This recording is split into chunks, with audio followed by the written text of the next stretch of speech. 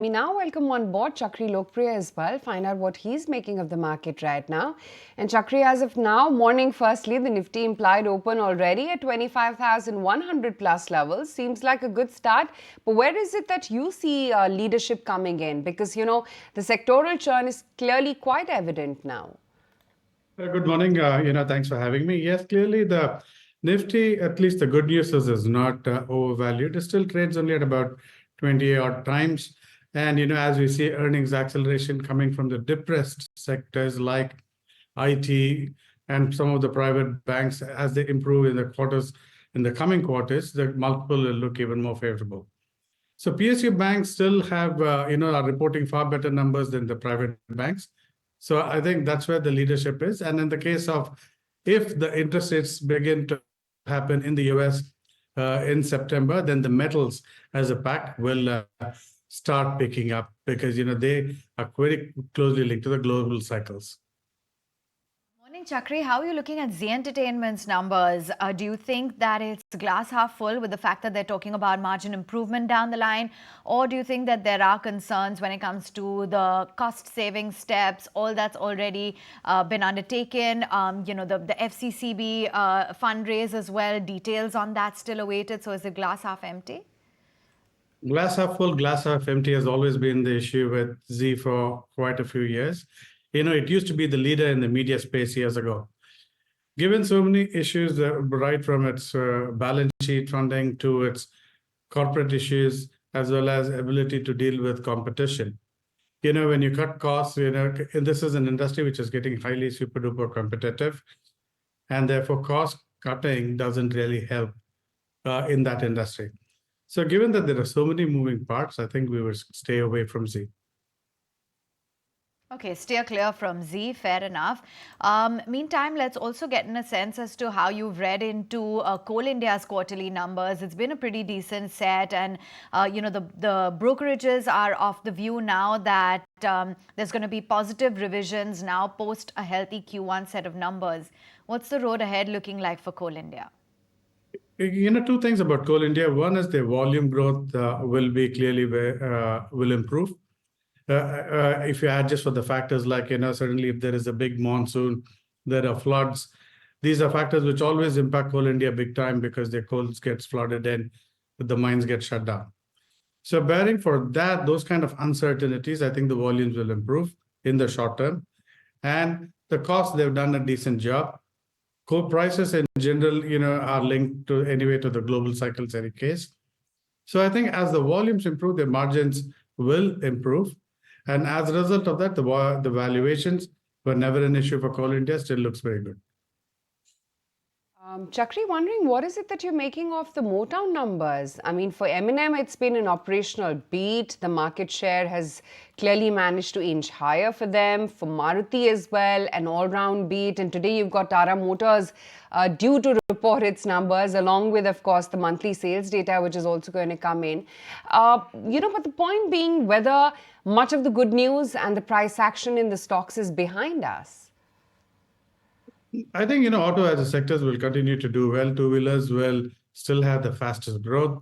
Bajaj, TVS Motors in their segments are growing the fastest. On the other hand, Aisha is slowed down, is not able to grow its volumes. Tractors volumes, that 4-5% numbers is kind of what they'll do. It's unlikely they will improve those numbers anytime in the next, let's say, 2 or 3 quarters. CV as a cycle has been down about a few percent, and that will go up by a few percent. Nothing big over there. So I think there again, M&M is well placed because they're taking market share. So I think that's the key. Companies like Bajaj Auto, TVS Motors, M&M, where they're taking market shares will continue to do well. Fair enough. That's a view coming in on the entire auto space. Actually, that brings me to the entire, consumer/FMCG plays. And, the commentary that one has seen from most of the majors seems to be indicating that rural is seeing an uptick. In fact, even from M&M, the farm division has seen an uptick when it comes to the tractor sales. And they too have indicated of a rural growth coming back. Do you think FMCG is the place to be, or is it just at best still a tactical play? FMCG still continues to be a tactical play. The rural growth clearly will kind of come back, as inflation comes down. The monsoon is over, some kind of rural income starts improving. But those are the usual factors. There's nothing out of the ordinary which will cause an uptick in FMCG sales of any particular product segment. And so, as a segment, I think it would still continue to be at best in line. And it's more going to be a stock specific issue because HUL, Nestle, all these companies, the valuations have not corrected. They're all 50, 60 times for the very subdued level of growth. Let's also understand your view on Zomato. Do you think that it could be a decent quarter? What is your expectation when it comes to the overall margin picture down the line, and what could potentially be announced as well from this table? Zomato, I think the numbers will improve. So that there is clearly some amount of margin improvement. There is some price rationalization. They're trying a number of things. The quick delivery bit of the segment is actually improving. It's showing slightly better margins. So, but the one thing which is clear for this entire segment is that it is a volume game. So the greater the volume, the greater the market share and efficiencies of deliveries. That's where it will improve the margins. So it will be a quarter by quarter issues. I think about the 300-ish number is where if they get the EBITDA, the street will be okay with it. No great shakes. Two more stocks, Chakri, which are worth discussing. One is MTNL. What's happening there? And the second one, which is just popping up on my screen, is Protean.